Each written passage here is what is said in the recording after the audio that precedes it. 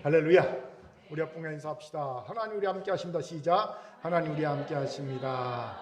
자, 얼굴 보면서 인사할까요? 당신의 얼굴을 보니 하나님의 얼굴을 보는 것 같습니다. 시작. 당신의 얼굴을 보니 하나님의 얼굴을 보는 것 같습니다. 반갑습니다. 온라인 예배를 드리는 분도 하나님 우리 함께 하십니다. 아멘. 자, 저희를 주목해 주시기 바랍니다. 혹시 민물 생태계 포식자로 1급 생태계 교란종으로 선정된 외래 물고기 이름이 뭔지 아시는 분 있습니까? 그쵸, 베스지요. 베스는요, 성인 남자 주먹이 그 입에 다 들어갈 정도의 큰 입을 가진 물고기입니다. 그래서 자기 큰 입에 들어가는 모든 것을 잡아먹습니다. 심지어는요, 물고기만이 아닌 생쥐, 뱀, 물오리 등도 잡아먹는 민물 생태계 최상의 포식자입니다. 그렇게 1급 생태계 교란종으로 선정되어 멸종되도록 포획할 수 있는 허가된 외래 물고기이지요. 그런데 이 민물에만 이런 포식자가 있는 것이 아닙니다. 놀랍게도 인간관계에서도요, 이런 포식자가 있습니다. 소위 감정 포식자라는 이들이지요. 심령으로 감정 포식자, 처음 들어보실 겁니다. 제가 간단히 설명하겠습니다. 감정 포식자란 상대를 희생시켜서 자신의 열등감을 해소하려고 합니다. 본인의 우위를 확인하려고 이 목적을 위해 상대를 끊임없이 흔들어대며 상대에게 불안과 두려움을 증폭시킨 일을 말합니다. 내 열등감을 해소시키고 내가 그보다 위에 있다는 것을 확인하려고 끊임없이 상대를 흔들어서 불안과 두려움을 증폭시키는 이 감정 포식자입니다. 자, 이 감정 포식자들이 아주 흔하게 잘 쓰는 말이 두 가지가 있어요. 뭔지 아세요? 첫째는요, 별것 아닐 일로 왜 이렇게 예민하게 굴어? 참 너무 예민하다. 뭐 이까진 일로 이까지 행동을 왜 이렇게 예민하게 굴어? 이 말이고요. 두 번째는요, 다 너를 위해 그렇게 한 거야. 이 두 가지 말이 감정 포식자들이 제일 자주 쓰고 잘 쓰는 말입니다. 이들은요, 자신이 먼저 내 감정에 상처를 줘놓고선 그것은 내가 발끈하잖아요. 그러면 바로 이 말로 공격합니다. 왜 이렇게 예민하게 구니? 별것 아닌 말에. 다 너를 위한 말인데 왜 이렇게 공격적이야? 이렇게 반응하죠. 그럼 당하는 내 입장은 황당하게 그지없지요. 왜요? 이 말로 순식간에 가해자와 심리적 내상을 입은 피해자인 내가 뒤바뀌는 거예요. 나는 순간 예민한 사람, 나를 위하는 말조차 받아들이지 않는 옹졸한 사람이 되어버리고 마는 겁니다. 갑자기 내가 예민한 사람이 되는 거예요. 갑자기 내가 상처받은 내가 나를 위하는 말조차 받아들이지 못하는 옹졸한 사람이 되어버리고 마는 겁니다. 그런데 아십니까? 이런 감정 포식자는 주로 내 곁에, 내 가장 가까운 곁에 있는 사람 중에 있다는 거예요. 그것도 우정과 사랑의 이름으로 있는 관계 중에 있습니다. 그래서 생긴 단어가 있어요. 바로 프레놈이라는 단어입니다. 이 프레놈이는요, 프렌드, 친구란 단어와 그다음에 에너미, 적이라는 단어의 합성어입니다. 친구와 적의 합성어, 프레놈이. 곁에 있는 사람이 자신의 행복을 빌어주는 진짜 친구인지 친구란 이름으로 머물고 있지만 시기와 질투를 남발하는 적인지 알 수 없을 때 사용한 단어입니다. 이게 개인지 늑대인지 헷갈려요. 프레놈입니다. 한 예로 내가 모처럼 영어 공부에 대한 의욕을 가지고 영어학원에 등록했습니다. 그리고 신나서 기뻐서 이 사실을 내 친구에게 알립니다. 친구야, 내가 영어학원에 등록해서 공부하려고. 그때 내 친한 친구가 이런 반응을 보입니다. 그 학원 별로인데? 김 빠지죠. 그 학원 별로인데? 그런 후에 아주 친절하게 자신이 알고 있는 최고의 고급 정보, 가장 좋은 영어학원에 대한 고급 정보를 나한테 알려줍니다. 이럴 땐 여러분, 이 친구가 프레너미인지 확인할 필요가 있습니다. 왜요? 진짜 친구라면 먼저 내가 어렵게 영어 공부를 하겠다고 결심을 한 것을 기뻐해 주는 거예요. 그리고 인정해주고 칭찬해줘야 하기 때문입니다. 와, 정말 생각 잘했다. 너무 멋진데? 야, 난 너처럼 영어 공부할 꿈도 못 꾸는데 넌 어떻게 그런 생각이니? 역시 넌 대단해. 이렇게 나의 선택을 기뻐해주고 인정해주고 칭찬해주는 게 먼저입니다. 그런 후에 혹시 내가 좋은 영어 학원에 대한 정보를 갖고 있다면 조심스럽게 물어봐야 합니다. 그런데 혹시 친구야, 공부하다가 그 학원 마음에 안 들면 그때 나한테 한번 물어봐. 나도, 중요한 게 나도야. 나도 좋은 학원에 대해 알고 있으니까. 여기서 중요한 게 뭐라고요? 나도. 이 나도는요, 친구의 선택을 존중해 준다는 의미가 있어요. 나는이 아니에요. 나도 알고 있어. 이런 반응이 진짜 우정을 가진 이의 반응입니다. 그런데 프레너미는요, 친구가 행복해하는 것이 싫어요. 막 들뜬 게 싫어요. 그래서 그까짓 것 남 별로 겨우 아이고 라는 몇 마디 추임새로 내 감정적 영토를 무너뜨리려고 합니다. 소위 논리적 대안, 합리적 의심, 진정한 위로라는 가면 뒤에 숨어있는 이들의 본심이 뭐냐면요, 적나라하게 말씀드립니다. 이들은 주로 논리적으로 대안을 제시한다고 그러고 합리적으로 의심한다고 그러고 진정한 위로라는 얘기를 하지만 사실 그 안에 있는 진짜 속마음은요, 너까지 행복해지면 내가 너무 속상하잖아. 그러니까 다른 사람 몰라도 너는 나보다 행복해지면 안 돼. 너만큼 계속 불행해졌으면 좋겠어 라는 거예요. 이들의 속마음은요. 이에 대해 더 자세하게 알고 싶은 분은요, 우리 도서관에 내가 예민한 게 아니라 내가 너무한 거야라는 책을 읽어보시기 바랍니다. 네. 내가 예민한 게 아니고 네가 너무한 거야. 이 책에 자세히 나와 있어요. 이 부분에서 제가 저를 돌아보게 되었어요. 제 안에도 프레너미적 속성이 없다고 장담할 수 없기 때문입니다. 이유는 간단합니다. 제가 종종 쓰는 말 중에 다 너를 위한 거야 라는 말이 있기 때문입니다. 다 성도를 위해서 하는 말이죠. 내가 다 성도를 위해서 하는 행동이지요. 이런 말이 있어요, 제 안에. 이것이 저를 심각하게 했어요. 나를 돌아보게 되었고요. 나도 자칫 내 곁에 이들에게 프레너미가 될 수도 있고, 또 내 곁에 프레너미가 내 감정적 영토를 침범하고 그리고 침범당한 채 살 수 있음을 깨닫게 된 겁니다. 내가 프레너미가 될 수 있고 내가 프레너미에게 감정적 영토를 침범당하면 살 수 있다라는 걸 깨닫게 된 거지요. 이 얼마나 불행하고 끔찍한 일입니까? 특히 사랑이 없으면 아무것도 아닌 교회 공동체에서는요, 정말 심각한 일이 아닐 수 없죠. 그렇게 이제 감정의 포식자인 프레너미에서 나를 지켜야 합니다. 내가 프레너미가 되었어도 안 되고 또 내가 프레너미에게 당했어도 안 됩니다. 오늘 이 분별력과 결단과 회복이 있기를 주의 이름으로 축원합니다. 아멘. 자, 옆분과 인사합시다. 감정의 포식자에게서 나를 지킵시다. 시작. 감정의 포식자에게서 나를 지킵시다. 아멘. 이런 우리에게 오늘 본문이 귀한 통찰을 주지요. 왜입니까? 오늘 본문에서 감정의 포식자로부터 자신을 지키고 있는 일을 볼 수가 있기 때문이지요. 바로 사울왕의 아들 요나단이에요. 본문의 내용을 읽었습니다. 자신의 군대장관이자 심지어는 자신의 사위인 다윗을 사울왕이 정적으로 여기지요. 정치적인 적으로 여기지요. 그리고 다윗을 의심하기 시작하고 관찰합니다. 주시합니다. 더 나아가 이제는 다윗을 죽일 마음을 품게 되죠. 이걸 다윗이 느끼죠. 다윗이 그리고 들로 도망갑니다. 그런데 사울왕은 다윗이 도망간 걸 모르지요. 정례적으로 왕과 함께 식사 자리를 하는 자리가 있는데 다윗이 안 나옵니다. 그러니까 사울왕이 첫날에는요, 뭔가 일이 있나 보다 하고 넘어갑니다. 그런데 그 다음날도 안 나오는 거예요. 그러니까 요나단에게 묻죠.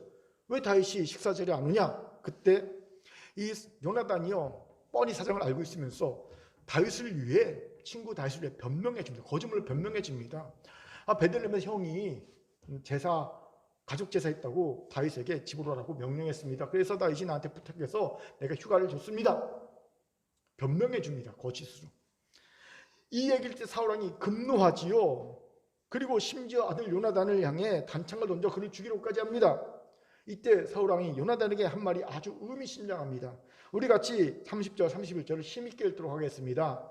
우리 같이 읽겠습니다. 시작. 사울이 요나단에게 발을 내며 그에게 이르되 폐역무도한 계집의 소생아, 내가 이새의 아들을 택한 것이 내 수치와 내 어미의 벌거벗은 수치됨을 내가 어찌 알지 못하랴. 이새의 아들이 땅에 사는 동안은 너와 내 나라가 든든히 서지 못하리라. 그런즉 이제 사람을 보내어 그를 내게로 끌어오라. 그는 죽어야 할 자인이라 한지라. 아멘. 지금 사울왕이 말한 말의 요지가 뭔지 아십니까? 다 너를 위해 다윗을 죽이겠다는 거야. 이것도 모르니 어리석은 자식아, 이거예요.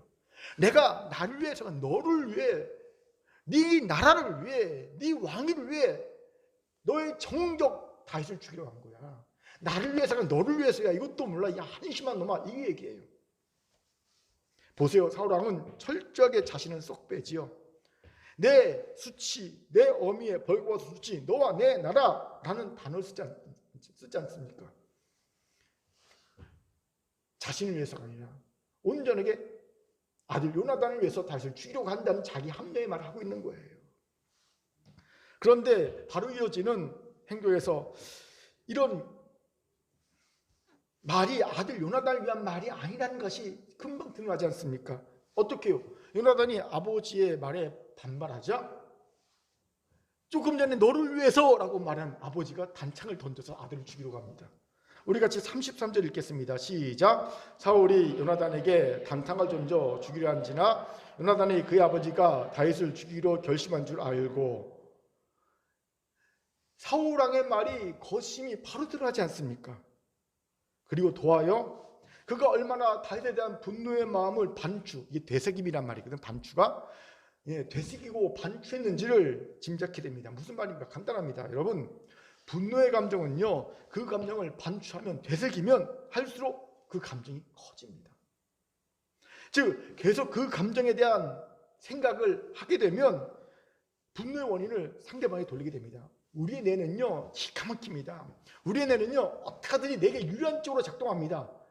나를 행복하게 하는 쪽으로 작동해서요 계속 어떤 생각하게 되잖아요. 그럼 결국 기가 막히게 모든 원인을 내가 아닌 상대방에 돌리게 만듭니다. 그래서 분노가 났어요.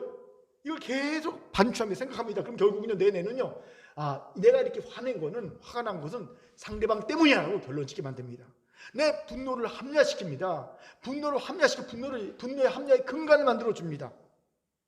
그러니까 분노의 감정이 줄어드는 게 아니라 커지는 거예요. 계속 생각하면 생각할수록 내가 합당하니까, 분노하는 것이 마땅하니까 분노의 감정이 커지는 겁니다. 그런데 문제는요, 분노의 감정이 커지면 커질수록 분노 조절 장애까지 갈 확률이 그만큼 더 커진다는 거예요. 이성적으로 화를 조절하지 못하고 과하게 분노를 표출해 갖고요 상황을 극단적으로 만드는 것이 분노 조절 장애거든요. 나도 모르게 분노가 그냥 확 치면 내가 감정이 통제가 안 되는 거예요. 그래서 극단적인 상황까지 이르게 만드는 게 분노 조절 장애거든요.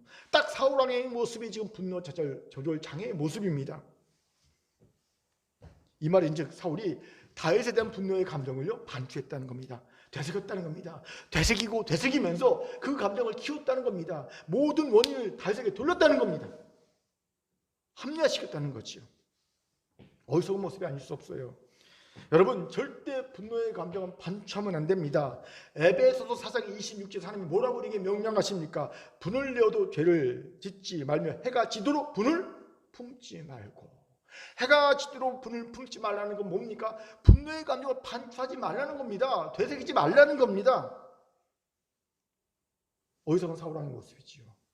우리 가운데 이런 이가 단 한 명도 없기를 주의 이름으로 축원합니다. 아멘. 각설하고 사울왕은요 놀랍게도 감정 포식자의 모습을 보이고 있죠. 그가 쓰는 말 다 너를 위해서 하는 거야.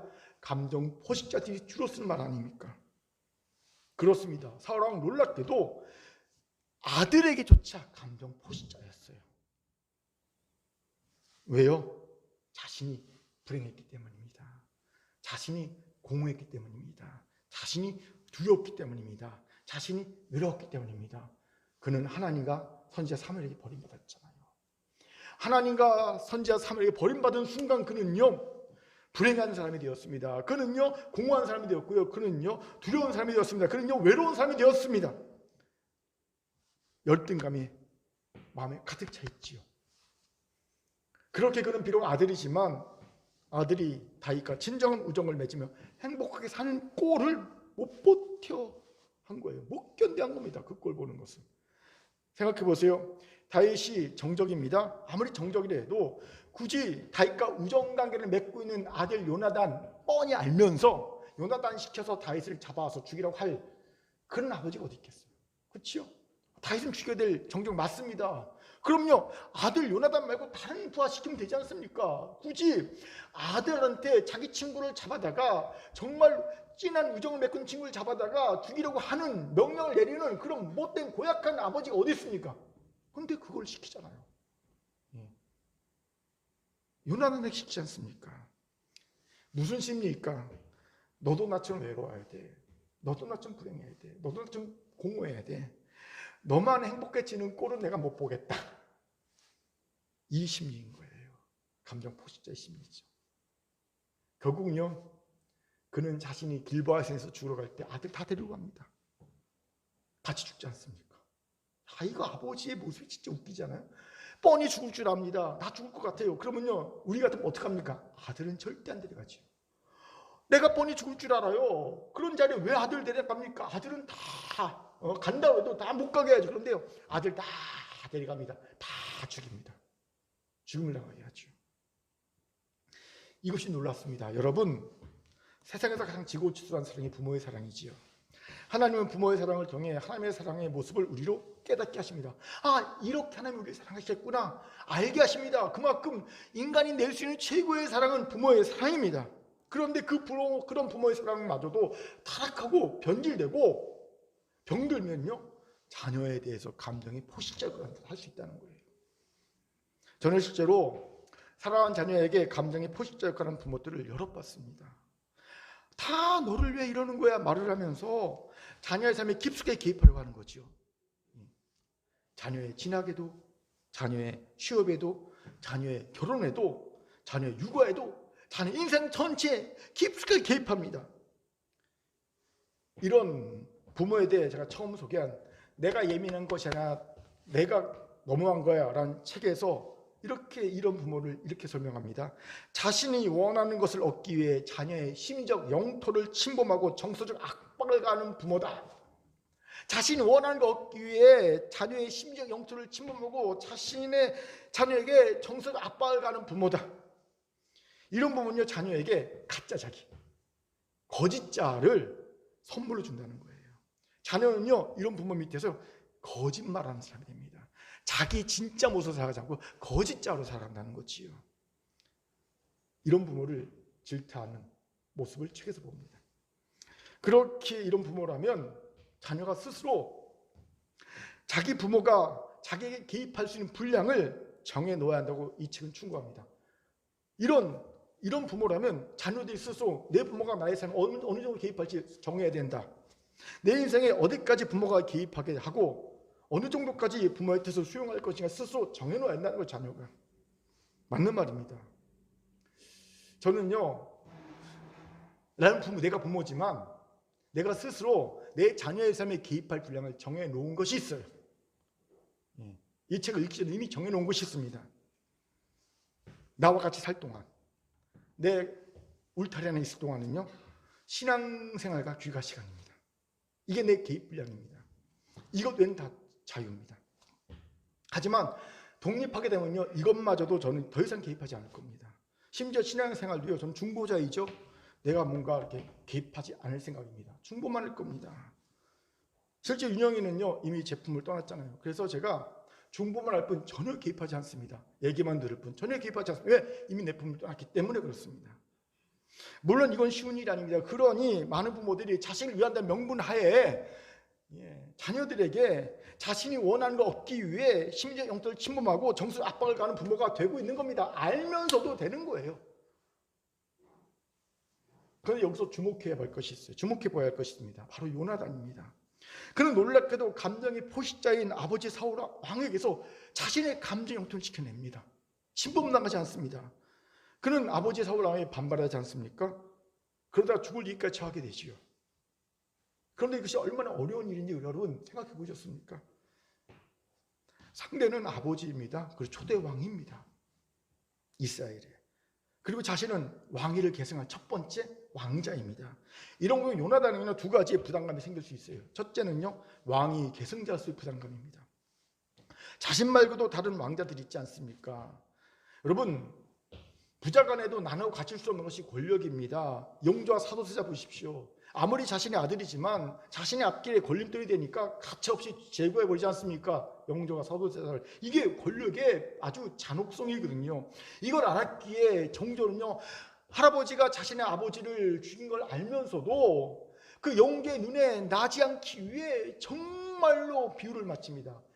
단 하나의 흠도 잡히지 않으려고 죽을 힘을 다해 애쓴 걸 보겠네. 영조가 죽을 때까지. 정조는요.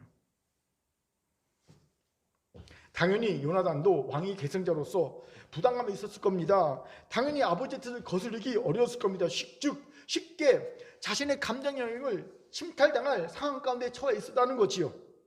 마치 부모에게 경제적인 도움을 받는 자녀가 쉽게 그 감정적 영역을 침범당하듯이 말입니다. 대표적인 예로 드라마를 보면 재벌집 자녀들이 나이 많았어도 재벌 아버지의 눈빛 안에 꼼짝 못하지 않습니까? 왜?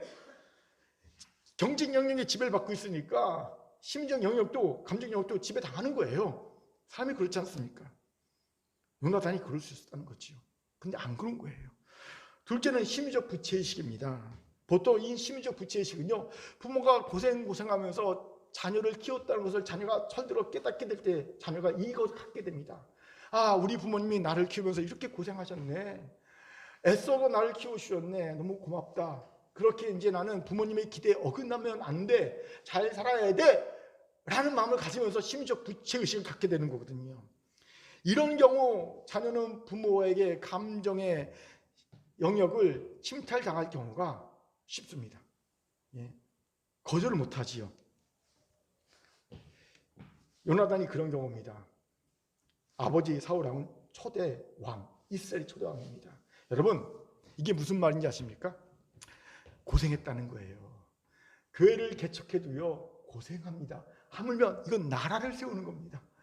얼마나 힘든 일입니까? 그것도 강력한 대적 블레셋이 있는데 그 블레셋과 싸워 이겨서 나라를 세워나간 일입니다. 그걸 사울왕이 했습니다. 사울왕의 업적이 결코 작은 게 아니에요. 이걸요, 요나단이 봤습니다. 요나단은요, 장성에서 이 과정을 다 본 사람입니다. 사울왕이 몇 세 왕이 됐습니까? 40세 왕이 됐어요. 40세 정식. 그러니까 이미 요나단이 충분히 커서 아버지의 고생을 다 이해하고 볼 수 있는 나이에 왕이 돼서 고생을 한 겁니다. 그걸 다 본 거예요.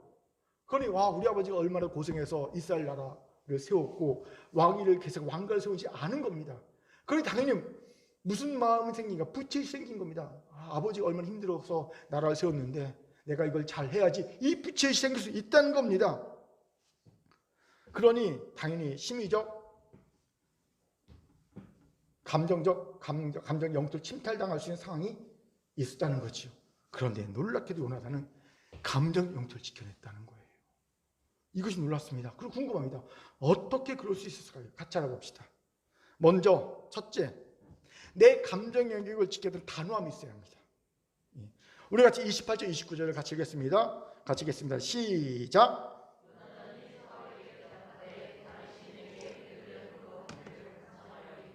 원하건대 나에게 가게 하라. 우리 가족이 그 성읍에서 제사할 일이 있으므로 나의 영이 내게 오기를 명령하였으니 내가 내게 사랑을 받거든 내가 가서 내 영들을 보게 하라 하였으므로 그가 왕의 식사 자리에 오지 아니하였나이다 하니. 아멘. 다윗이 정기적으로 행하는 왕의 식사 자리에 오지 않자 그것도 이틀째 되자 사울왕이 궁금해서 요나단에게 묻지요. 왜 안 왔냐? 요나단이 다윗을 위해 변명해 주지요. 한마디로 제가 휴가를 보냈습니다. 제가 휴가를 보냈습니다. 라는 뜻입니다. 그리고 이 요나단의 대답에서 자신의 감정의 영역을 지키던 단호함이 보인다는 거예요. 무슨 말입니까? 여러분, 내가 휴가를 보냈습니다 라는 말에는요, 내게는 이 정도의 권한이 있습니다. 내가 가진 이 정도의 권한을 인정해 주십시오. 내가 왕위 계승 서열 1위 아닙니까? 이런 내게는 내 부하를 휴가 정도 보낼 정도의 권한이 있지 않습니까? 이거 인정해 주십시오 라는 말이거든요. 그걸 아버지에게 상기시켜주고 그것을 인정받기를 원하고 있습니다. 질문, 왜 이런 요구를 할까요? 왜 왕 계승자로서의 권한을 인정받고 상기시켜주고 있습니까? 더 이상 다윗을 살아가는 자기 감정의 영역을 침범해 하지 말라. 침범하는 걸 용납하지 않게 하는 단호함의 모습을 보이는 거예요. 그리고 이것을 느꼈기에 사울왕이 급 분노하고 있는 겁니다. 분노를 절제하지 못한 거지요. 하지만 요나단 사울왕의 분노에도 단호함을 잃지 않았음을 봅니다. 이것을 주목합시다.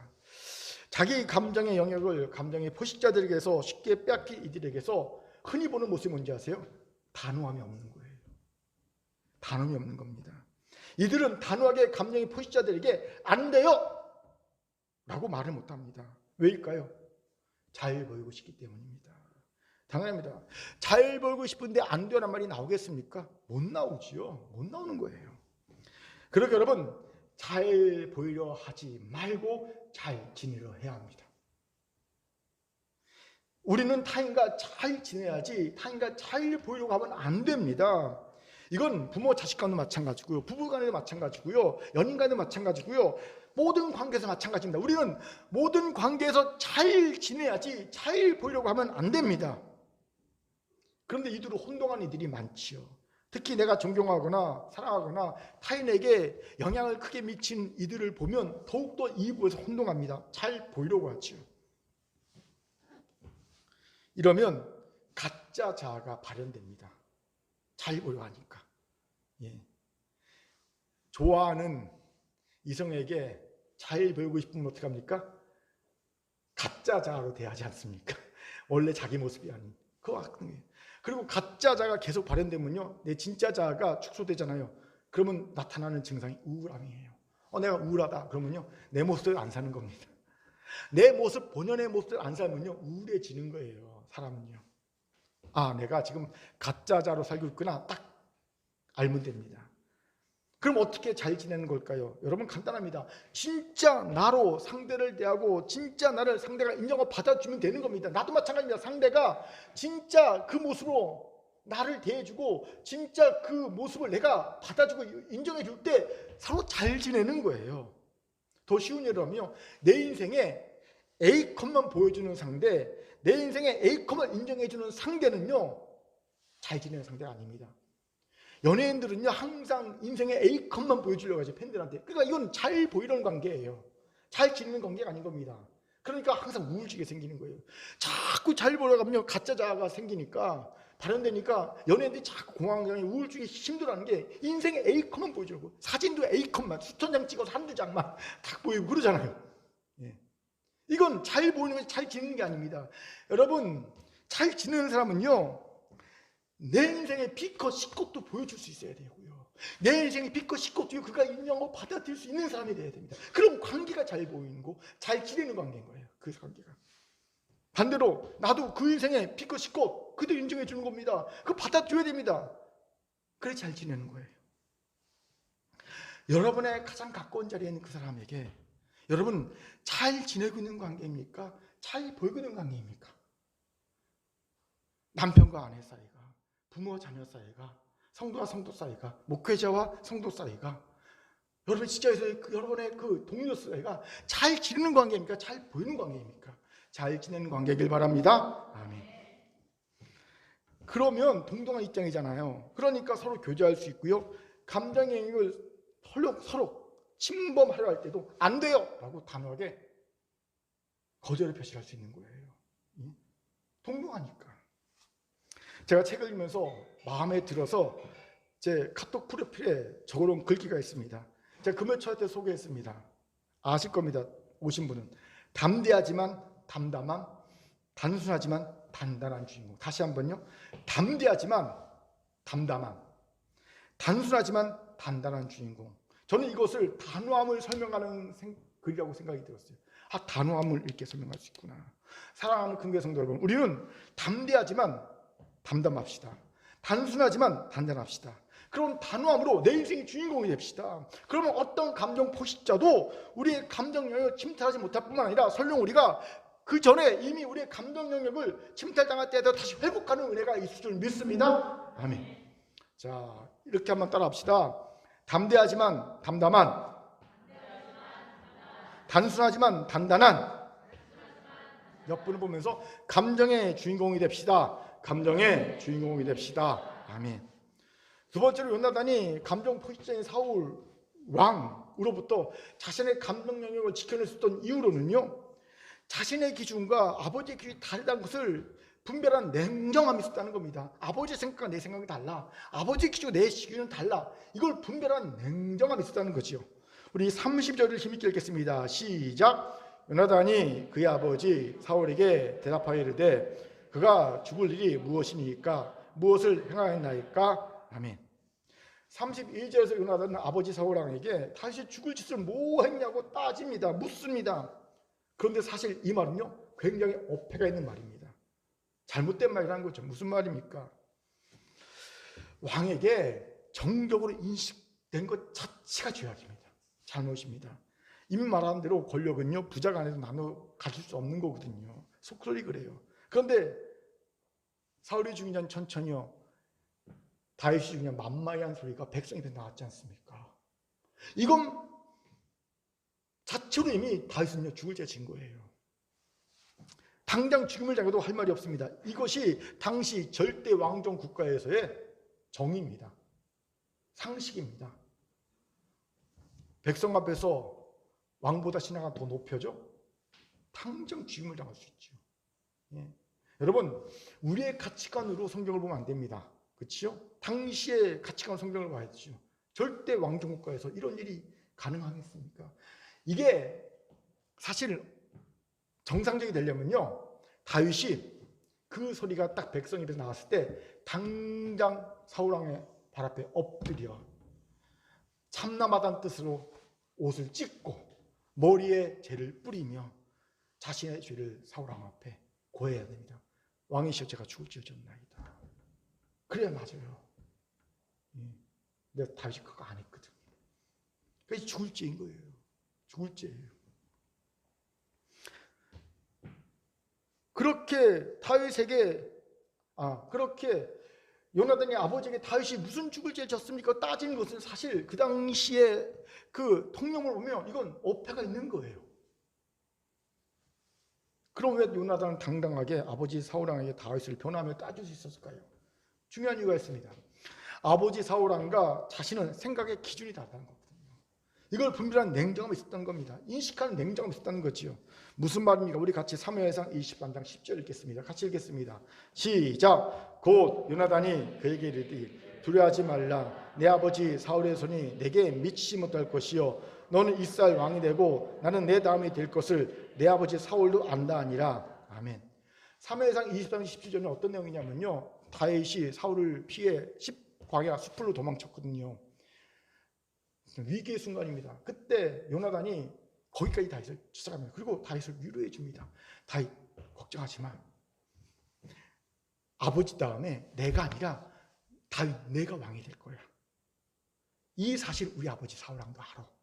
그러니 염려하지 마. 위로해 주는 내용이거든요. 보세요. 놀랍게도 이 권력은요 부자 간에도 나눠질 수 없다는 속설을 깨는 요나단의 진정 우정이 드러나고 있죠. 요나단이요 아는 거예요. 자기 나름대로 생각이 있는 건 무슨 생각입니까? 다윗은 아버지의 뒤를요 이스라엘 왕이 될 사람이야. 이게 그의 생각입니다. 그의 기준입니다. 그러니 다윗이 무슨 죄를 지었냐고 따질 수 있던 겁니다. 보세요. 사울을 이어서 왕이 될 다윗이니 사울은 진내고 다윗은 뜬내가 되어 맞지 않습니까? 이게 하나님의 뜻이 순리지 않습니까? 사울이 죽인 자 천천히 다윗이면 만만이라 이건 당연한 거예요. 그의 생각에 따르면 왜? 뒤에 왕이 돼야 되니까. 이게 무슨 죄냐는 거죠. 왕이 될 사람인데. 즉 요나단은 냉정하게 아버지 사울왕의 생각과 자체의 생각이 다르다는 것을 알았음을 보지요. 그리고 이것이 그가 감정 영역에서 포식자 사울왕에서 자신의 영역을 지켜낼 수 있는 이유였음을 봅니다. 이걸 주목합시다. 자신의 감정 영역을 침탈당한 이들 보면 안타깝게도 자신의 생각과 남의 생각을 구분하지 못해 혼동합니다. 냉정하게 구분해야 되는데 그걸 구분하지 못해요. 더 구체적으로는요. 이게 부모의 생각인지 자기 생각인지 헷갈립니다. 이게 자신이 존경하고 사랑하는 이의 생각인지 자기 생각인지 헷갈립니다. 이게 공동체나 사회가 펼친 생각인지 내 생각인지 헷갈립니다. 냉정하게 구분하지 못합니다. 이런 대표적인 예로 우리가 보통 생각하는 게 있어요. 20대에는 뭘 해야 합니까? 취업해야 되죠. 30대는요 결혼하고 애를 낳아야 됩니다. 40대는요 집을 사야 됩니다. 50대는요 제 인생을 계획하고 준비해야 됩니다. 60대는요 계획대로 제 인생을 살아야 합니다. 이게 우리의 생각입니다. 근데 이거 여러분 생각입니까? 다른 사람이 주입해 주는 생각입니까? 솔직하게. 자기 생각 아니에요. 누군가가 만들어 주입해 주는 생각입니다. 그걸 우리가 그냥 내 생각 받아들인 거예요. 그래요, 맞아요. 우리가 다 생각할 수 없어요. 우리가 가진 생각들도 남이 한 생각을 우리가 긍정적으로 검토해서 내 것을 받아들이면 내 생각이 됩니다. 그래서 내 생각이 된 것이 많습니다. 그런 과정을 통해서. 하지만 문제는요, 무비판적으로 그냥 남이 한 생각을요, 그냥 내 생각으로 받아들인 경우입니다. 이런 경우는 심각한 문제가 생길 수 있습니다.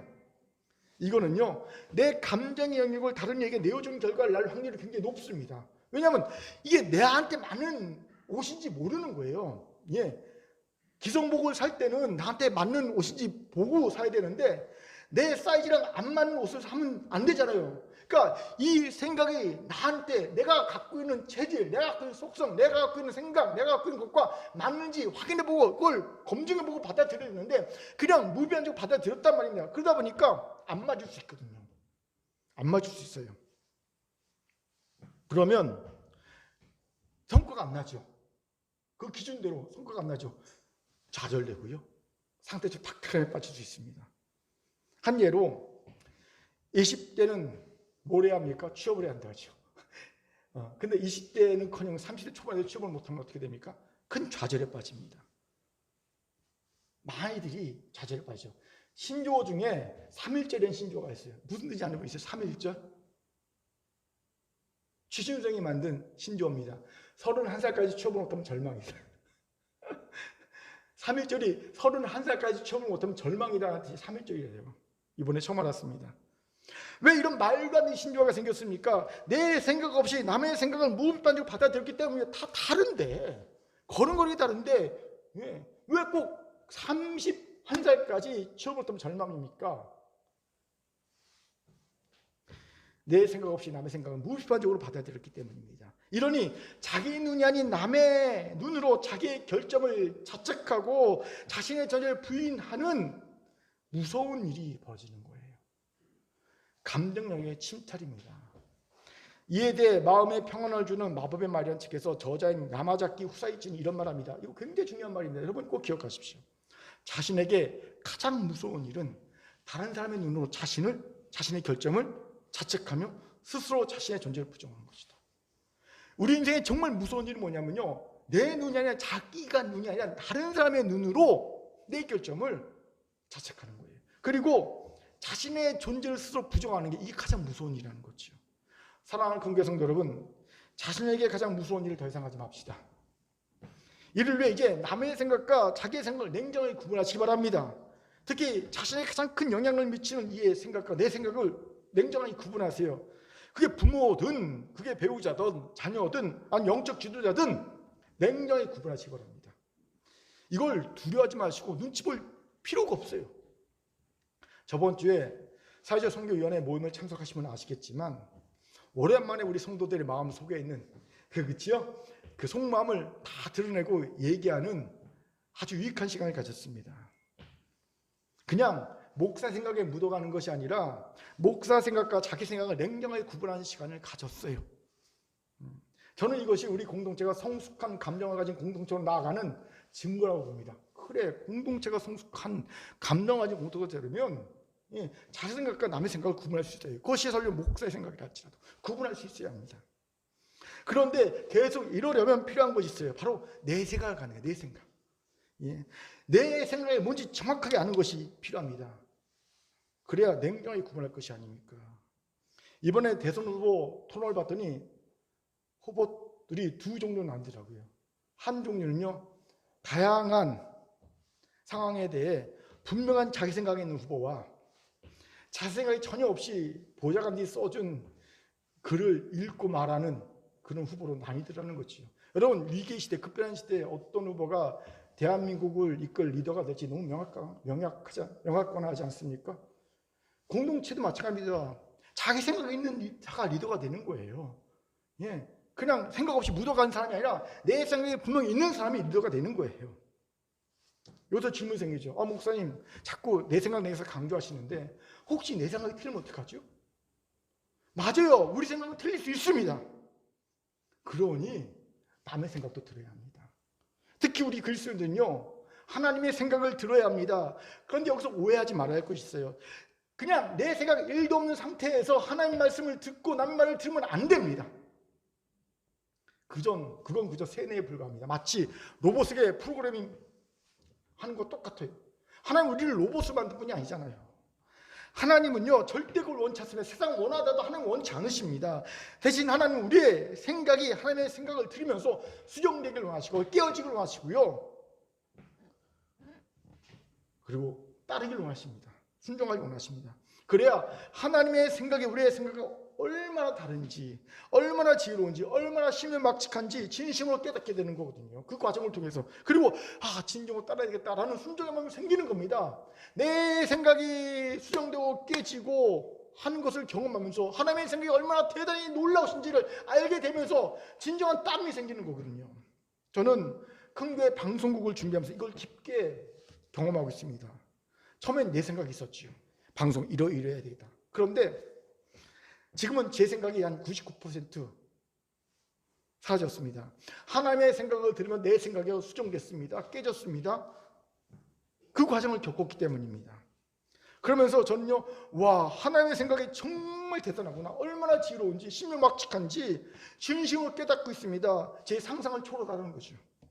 그리고 이 과정을 통해서 나 진짜 따라야겠다. 하나님 마음을 진심으로 따라야 되는 그런 순종의 마음이 생겼다는 거죠. 저는 이 과정을 여러분이 겪기를, 나와 같이 겪기를 간절히 바랍니다. 아멘. 사랑하는 교회 성도 여러분, 더 이상 남의 주는 생각을 마치 자신의 생각인 것처럼 착각하지 마세요. 더 이상 남의 주는 생각으로 자신을 자책하고 자기의 존재를 부정하는 무서운 짓을 하지 마십시오. 이제는 자기 생각을 가지세요. 자기 생각을 가져야지 자기가 어떤 존재인지 압니다. 여러분, 고양이가 자신이 호랑이가 사자인 줄 알고 버팔로 사냥에 나가면 어떻게 되는 줄 아세요? 뿔에 맞춰 죽습니다. 고양이 주제에 내가 호랑이인 줄 사자인 줄 알고 버팔로에게 대들어 사냥하려면 죽은 거예요. 자기는 모르면 이렇게 됩니다. 그렇게 자기를 알아야 합니다. 자기를 알려면 자기 생각을 알아야 합니다. 냉정하게 자기 생각을 구분해서 알 수 있어야 합니다. 그리고 이 자기 생각을 갖고 끝나는 게 아니라 하나님 말씀, 하나님 생각을 들어야 합니다. 들어야 합니다. 그리고 고쳐야 합니다. 깨져야 합니다. 그럼 저절로 순종의 마음이 생깁니다. 이런 일을 건드릴 수 있는 감정의 포식자는 없습니다. 이런 우리가 되기를 주의 이름으로 축원합니다. 아멘. 아멘. 자, 옆분과 인사합시다. 내 생각을 가지고 하나님의 생각을 들읍시다. 시작. 내 생각을 가지고 하나님의 생각을 들읍시다. 아멘. 세 번째로 요나단이 감정의 포식자 아버지 사울로부터 감정 영역을 지켜낼 수 있었던 이유는요, 불쾌한 감정을 드러내고요, 일단 그 자리를 피했기 때문을 봅니다. 우리 34절을 힘있게 읽도록 하겠습니다. 같이 읽죠. 시작. 심히 노하여 식탁에서 떠나고 그 달의 둘째 날에는 먹지 아니하였으니 이는 그의 아버지가 다윗을 욕되게 했으므로 다윗을 위하여 슬픔이었더라. 아멘. 보세요. 요나단은 사울 왕이 다윗과 자신을 같은 반역자로 보고 죽이려 하자 화를 냅니다. 그리고 그 자리를 떠납니다. 이것을 주목합시다. 감정의 포식자가 옆에 있습니까? 그럼 먼저 화를 내야 합니다. 불쾌한 감정을 드러내야 합니다. 이건 의문이고요, 마땅히 내야 할 분노입니다. 그래야 감정의 포식자가 멈칫합니다. 아십시오. 감정의 포식자는요, 불쾌한 감정을 드러낸 일을 더 이상 건드리지 않습니다. 접근하지 않습니다. 그가 접근해서 계속 우리의 감정에 침탈하고자 하는 이는요, 만만한 이들이에요. 아무 말도 못하는 이들입니다. 여러분, 절대 만만하게 보여서는 안 됩니다. 한 예로 감정의 포식자들이 주로 우리의 감정에 침탈하기 위해 쓰는 질문들이 있어요. 예. 이런 질문들 여러 번 당했을 겁니다. 어떤 질문인지 보세요. 학교는 어디 나왔어요? 회사는 어디 다니세요? 연봉은 어떻게 되세요? 결혼하셨어요? 자녀는 뭐 하세요? 아파트는 어디 몇 평이세요? 교회 출석인은 어떻게 되고 예산 어떻게 되세요? 이게 감정의 포식자들이 우리의 감정에 침탈하게 주로 사용하는 질문들이거든요. 이럴 때 보통은요, 얼굴이 붉어지거나 당황해서 적당히 말하고 맙니다. 이때 이미 당한 거예요. 여러분, 이건 내 감정의 영역을 침탈하기 위해 감정의 포식자들이 흔히 쓰는 무례한 말이지 우리가 대답할 말이 아니에요. 이거 공격의 말입니다. 대답을 하는 것은요, 마치 내가 죄인이고 내가 모자란 느낌이 드는 그런 감정을 느끼면서까지 대답을 하는 것, 이건 정말 어리석은 일이에요. 있잖아요. 교회 성도가 몇 명이고 예산이 얼마인지 말하면서 왠지 내가 막 모자란 것 같지 않습니까? 우리 집이 좀 아파트가 좀 후지고 값이 안 나가는 거, 그 말하는 게 왠지 내가 잘못 산 것 같고, 우리 자녀가 저희 지방대학 다니고 회사에 취직 못하고 빌빌거리는 것이 뭔가 죄인인 것 같고, 그런 느낌 들지 않습니까? 내가 아직 결혼 못한 것이 완전히 내가 뭔가 잘못한 것 같고, 뭐 그런 느낌이 들지 않습니까? 그러면 안 된다는 거예요. 이럴 때는요, 이렇게 막 죄인이 모자란 듯 느끼면서 대답을 하는 게 아니라 불쾌하다는 걸 드러내야 합니다. 그것도 유머러스 하면 더 좋지. 한 예로, 어머 저 지금 깜짝 놀랐어요. 아직도 그런 걸 물어보는 구한말 사람이 있다는 사실이 너무 놀랍네요. 어디 냉동실에 한 50년간 있다 오셨어요? 냉동실에 50년 있으려면 굉장히 돈이 많이 드는데 부자신가 봐요? 이렇게 대답하면 좋습니다. 그럼 그 사람이 뭐 이러고 갖고 예민하게 그래요? 그러면 이렇게 말하는 겁니다. 내가 예민한 게 아니라 당신이 너무한 거예요.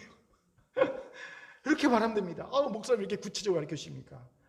답답해서 그래요. 우리가 감정의 영역에 침탈당할 때 우리는 당시 어떻게 반응할지 몰라요. 점심때 침탈당했는데 어떻게 말할지 모르겠다가 저녁에 집에 가서 잠자리 딱 누우려면 그때 생각납니다. 그때 그렇게 말했어야 되는데 바보같이 말도 못하고 그냥 당하고 있었네. 그러고 오거든요. 답답해서 그러지 말라고 제가 미리 가르쳐 주는 거예요, 여러분. 불쾌함을 나타내는 겁니다. 두 번째는요, 불쾌함을 나타냈습니다. 그렇다면 요나단처럼 그 자리를 일단 피하는 거예요. 내가 그와 맞서서 당당하게 내 감정의 영역을 지킬 수 있을 때까지라도 피해야 합니다. 제가 자주 하는 비유가 있잖아요. 촛불에 손을 딱 놓고 하나님 내 손가락이 타지 않게 도와주옵소서. 아무리 금식하며 기도해도 소용없어요. 뭘 해야 됩니까? 빼면 되는 거예요. 그걸 왜 기도하겠습니까? 빼면 되죠. 그렇죠. 피하면 되는 거예요. 피하면. 간단합니다. 내 옆에 감정의 표시자가 있습니까?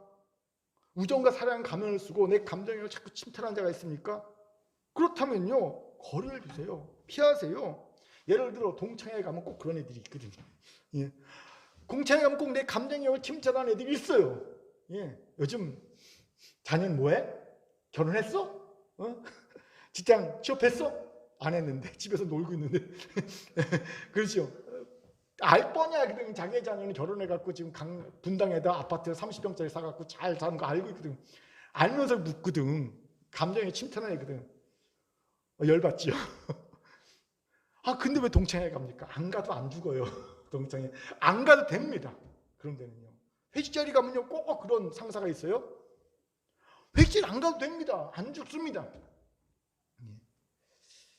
질문 생기죠. 목사님 동창회는 안 가도 되지요. 회식자는 안 가도 되죠. 그런데 교회는 다르지 않습니까? 교회는 그래도 가야 되지 않습니까? 그래요. 동창회 회식과 교회는 다르지요. 그럼 교회 내 감정의 포시자가 있으면 어떻게 될까요? 교회 오면 자꾸 내 감정을 침탈하는 사람이 있어. 깐족깐족거리면서. 특히 그 감정의 포시자가 목사면 지금 심각하죠. 목사 때문에 맨날 시험에 들어. 깐족깐족거려. 자, 이럴 때 어떻게 해야 합니까? 자, 먼저는 그렇다는 것을 알아채야 돼요. 교회 내 감정의 포시가 있구나. 목사구나. 알아차려야 합니다. 이것이 정말 중요합니다. 어떻게 알아채는지 아세요? 이런 사람은 다 너를 위해 하는 거야 라고 말하지만 가만히 보면요 자기를 위하는 거예요. 이거 알아차려야 합니다. 아무리 그렇단 말해도 결국 자기를 위해 하는 것이라면요 감정의 포시라는 거예요. 알아차려야 합니다. 두 번째는요, 자, 모르는 상태에서 무지해서 감정의 포식자 노릇하는 사람인지 아니면 알면서도 감정의 포식자 노릇하는 사람인지를 구분해야 합니다. 주로 이단과 사비가 후자지요. 여러분, 이단과 사비는 인간의 심리에 정통합니다. 그래서 그들은 알면서 감정의 포식자 노릇합니다. 사람들에게 두려움과 죄책의 마음을 심어줘서 그들 조종하고요, 위에서 갖고 감정의 영역을 침탈합니다. 전형적인 방법이죠. 이런 애들은 개선의 여지가 없어요. 빨리 떠나야 합니다. 나와야 합니다. 하지만 무지해서 자신도 모르게 감정의 포식자노를 하고 있다면 달리 대처해줘야 합니다. 중보기도 해줘야 되고요. 조용하게 알려줘야 합니다. 깨닫게 해줘야 합니다. 저도 목회자지만, 그리고 제게 이런 잘못이 없다고 장담할 수 없지만, 많은 평범 목자들이 자신도 모르는 사이에 무지해서 감정의 포식자노를 하고 있어요. 왜요? 얼마 전까지만 해도요, 이런 개념 자체가 없었거든요. 예, 그냥 아무 개념 없이 그냥 하나님 말씀 전하고 그냥 정말 그를 위한다고 말을 했는데, 그게 사실은 감정의 포식자 역할을 하는지도 모르던 목사들이 허다했거든요. 이러면 개선의 여지가 있어요. 예. 그러니 중보해주고 깨닫게 해줘야 한다는 거죠. 하지만 그러면도 여전히 개선의 여지가 없다 그러면요, 거리를 둬야 합니다. 떠나야 합니다. 마지막으로는요, 가능하다면 전문가의 심리 상담가든가 전문가의 도움을 받는 것이 좋습니다. 오늘 이 지하 분들 우리에게 길을 주의 이름으로 축원합니다. 아멘. 자, 옆분과 인사합시다. 만만하게 보이지 말고 일단 피합시다. 시작. 만만하게 보이지 말고 일단 피합시다. 아멘. 이제 말씀 마치죠. 이번 주는 저를 참 많이 돌아보는 한 주였습니다. 먼저는 가정에서 자녀를 대하는 제 태도와 감정을 돌아보게 되었어요. 제가 자녀에게 요구하는 것들이 어쩌면 감정의 포식자의 마음이 있을 땐 생각이 들었기 때문입니다. 나는 자유롭게 마음대로 삶을 지으는 자녀를 보면서, 우리 자녀들이 그래요. 진짜 마음껏 자유롭게 하고 싶은 거 다 하고자 합니다. 보면서 저는 항상 다 너를 위한 거야 라고 하면서 그 삶에 개입하거든요. 아빠가 너를 위해 이렇게 얘기하는 거야 라고 개입하지만, 그리고 정말 그 말이 진심이기도 하지만 제 안에 아주 조금이지만 감정의 포식자의 마음이 있음을 깨달았어요. 사실 제가 이 부분 딱 놓고요, 한 40분간 설교를 못했어요. 진짜 내 마음이 진심인가? 내 마음에 어떤 마음이 있는가? 정직히 돌아보는 한 40분을 봤어요. 그랬더니 정말 자녀를 위한 마음이 진짜 많아요. 그렇지만 부인할 수 없게 감정의 포식자 마음이 이만큼 있더라고요. 어떤 마음이냐면요, 야, 아빠는 이렇게 힘들게 어렵게 살고 있는데 너는 어떻게 이렇게 자유롭게 원하는 대로 다 사니? 나 억울한데? 요 마음이 있더라고요. 이만큼. 어떻게 저 아빠의 어려움에 동참해야지, 너는 네가 하고 싶은 대로 마음껏 인생을 행복하게만 사니? 요 마음이 이만큼 있더라고요. 그런 마음이 있더라고요. 그래서 제가 깨달았어요. 안 되겠다 싶어갖고요, 마음을 바꿨습니다. 진심으로 자유롭고 행복하게 인생을 즐기는 것을 응원해주고 칭찬해주고 했습니다. 그래서요, 윤서가 1박 2일 강릉 놀러 왔거든요. 막 그냥 칭찬과 인정과 응원의 문자 막 보냈습니다. 정말 좋겠다, 행복하겠다, 뭐 재밌게 했다 막 보냈어요. 인정해 준 거예요. 칭찬해 준 거예요. 정말로 진심으로. 예. 단 제가 두 가지만 제외시킵니다. 음주와 귀가 시간은요 제외합니다. 제 집에 살 때는 요것만 제외고, 나머지는요 정말 마음껏 삶을 즐길 수 있도록 제가 응원해 칭찬해 줄 생각입니다. 두 번째는 저번 주에 있었던 사회적 선교 모임을 반추해 보면서 되새김 임진하면서 내가 어쩌면 감정의 포식자 노릇을 나도 모르게 하고 있을지 모르겠다는 생각이 불현듯 들었어요. 왜냐하면 여러분, 목사의 생각과 성도의 생각이 다를 수 있지 않습니까? 달라야 마땅하지요. 사람이 다른데. 그런데 성도들 이렇게 보면서 어쩌면 목사의 생각과 자신의 생각이 다르다는 것에 난 미안함과 죄책감만 있을 수 있겠다, 이런 마음이 들었어요. 그러면 안 되거든요. 목사 생각이 다르다고 미안하면 됩니까? 죄책감 됩니까? 안 되거든요. 그런데 그런 마음이 생길 수도 있겠다 라는 마음이 들면서 내가 감정의 포식자 노릇을 나도 모르게 하지 않았을까라는 생각이 들었기 때문입니다. 또 죄송하지만 이것도 제가 고민했죠. 40분만. 제 말 보니까 이런 마음이 있는 거예요. 내가 이렇게 교회를 현실하고 애쓰니까 당신들 정말 기쁘고 즐겁게 사는 거 좀 마음에 안 들어.